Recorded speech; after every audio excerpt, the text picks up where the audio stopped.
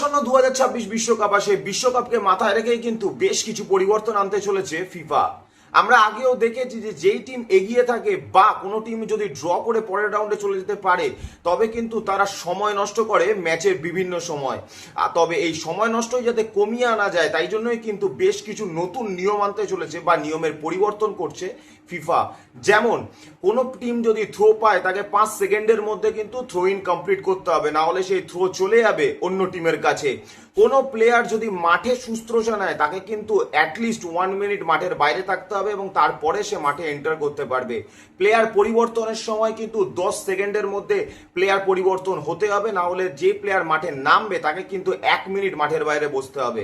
এছাড়াও ভার কিন্তু এবার ইন্টারফেয়ার করতে পারবে কর্নার কিক এবং হলুদ কার্ডের মতন ডিসিশনে। আর এই ডিসিশনগুলোর ফলেই কিন্তু ফুটবলের বেশ কিছু নিয়ম বদলে যাবে এবং তাতে ভালো না খারাপ হবে সেটা দেখা যাবে বিশ্বকাপেই।